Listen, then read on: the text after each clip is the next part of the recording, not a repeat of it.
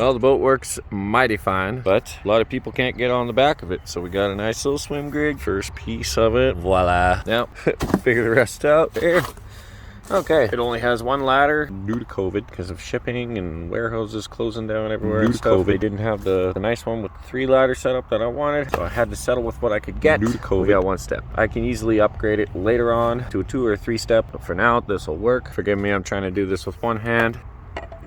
It's gonna ride on top of there. It's gonna flip over, whoop, land on top of there. Ladder's gonna hang down, flip up over top. Easy access to get back on the boat.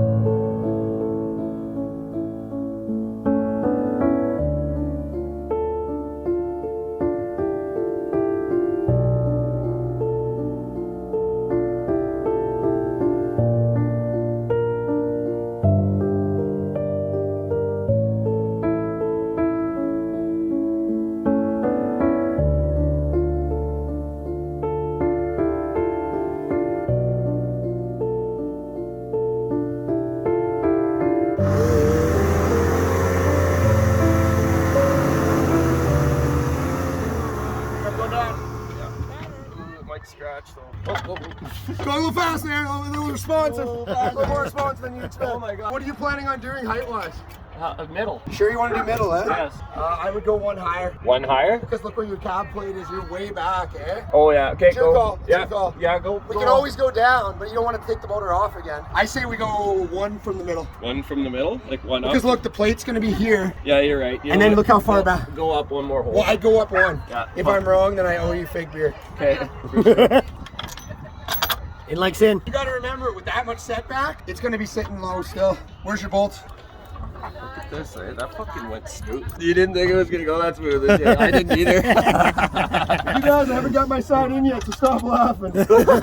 So I need to move the whole motor. Little jostle. A little jostle. There we go. What's this motor? It's a 200 Merc 2.5 liter. It's actually a 2003 offshore. Oh, beauty. Whoa, whoa, whoa. Yeah. It's the old style, but they hung on to this style for a long time because it's a good motor. Sweet, dude. That was fucking. That was. Yeah, I seen you dangling over there, and you were like, "Oh, and it's done." Outboard life. Yeah, man. Here you go, you're a Merc guy now. Congrats, welcome to a world of hurt. It's fast though. Better get used to getting that on and off. On the middle of the lake, eh? Deadly. Those red stripes add horse. We're gonna hit the lock. Trim works good. It's nice trim. Oh, look at that. Holy, look how close Look it is. at that. Well.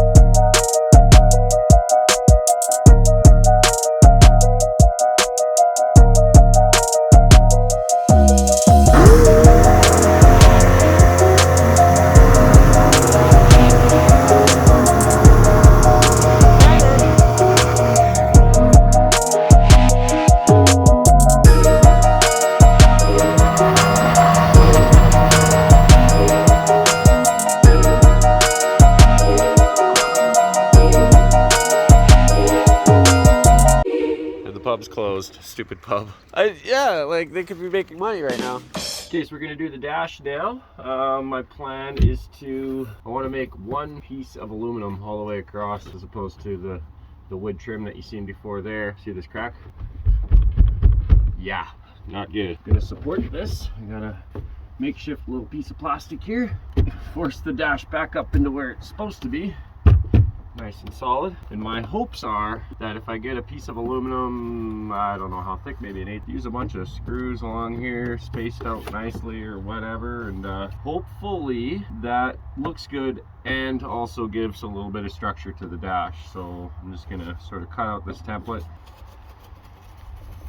and get this cardboard out of the rain before it turns into some sort of mulchy, weird, papery stuff. So the aluminum store was closed. So I went to the Home Depot and got this sort of hardy wood, like decking material, I guess. And it's, so I'm just gonna install this and hope that it's strong enough to support the dash as well. I might even use like some PL glue, or but maybe I won't do that right off the bat, because if I PL it and it's not strong enough and I have to replace it, then it'll be screwed. So I'll just put a bunch of screws in it, see if it holds up to the strength test. If not, then we'll have to redo it in aluminum.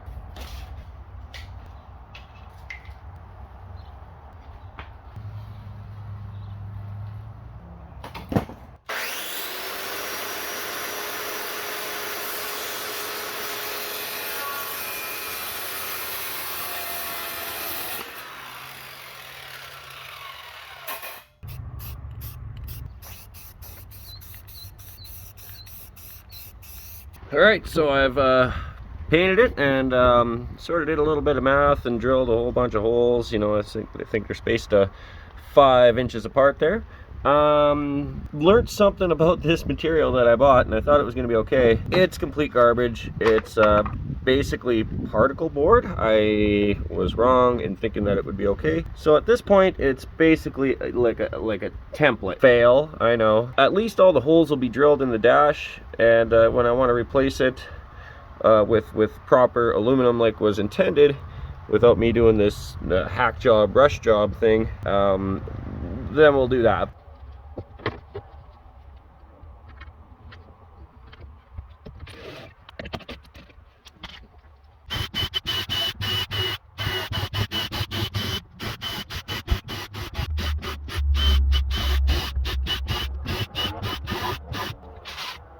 Alright, so it's raining outside, so I'm working underneath the tarp. Why?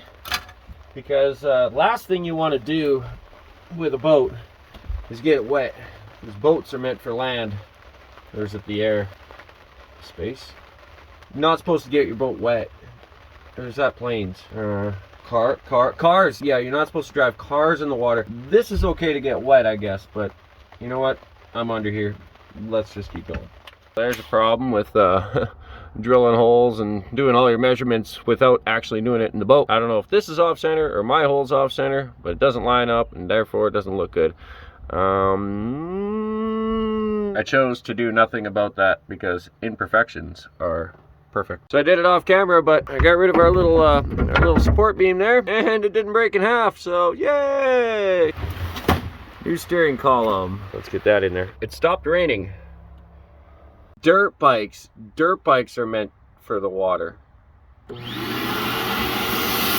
what I'm doing now is I'm having a lot of background noise to make it seem like I'm actually working a lot harder than I am. I learned this one from AO fishing. So when you're actually just drilling a hole, it seems like you're doing a lot more than just drilling a hole when you add a little bit of background noise.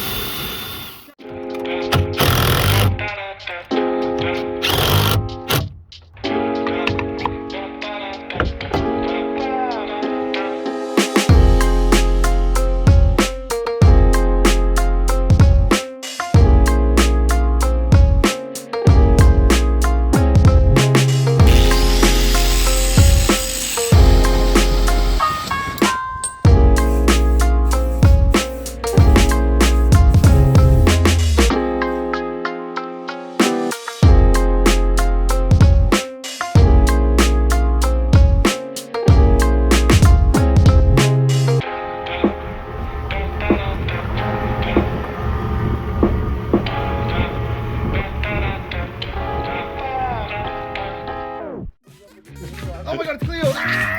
Cleo! No! There we go, in the Sorrento Blind Bay area of Shoe Swap. Absolutely gorgeous out here. It's way under the boat. Huh? It's under the boat. It's down this area here. What do you think, Cleo?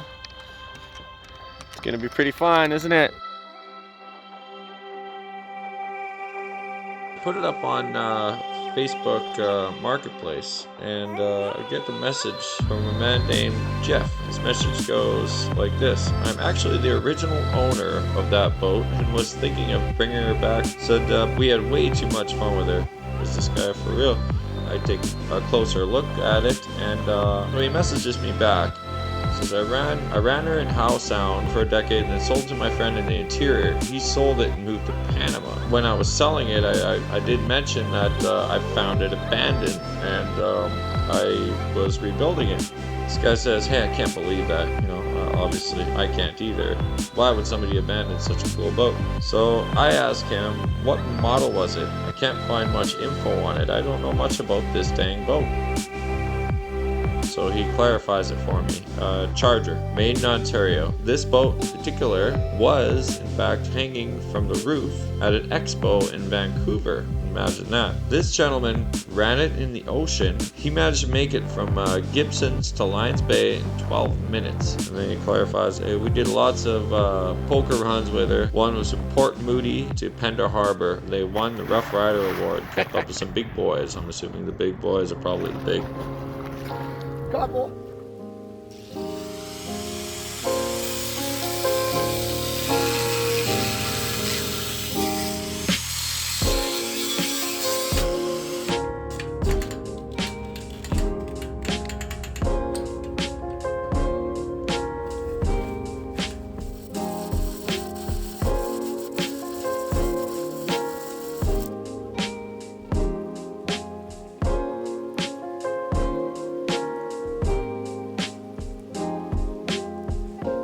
And he's just running this little charger with a single outboard on it. It's just incredible hearing this story and getting a little bit closer on the history of this boat. Jeff, the man who reached me on Facebook, actually ended up sending me a picture of this little boat in its original form. It's a picture of a picture. It's very legit. And here it is in its former glory. It's just amazing to see this picture and hear this boat's story. I really hope that this boat lives on and gets a good owner after me.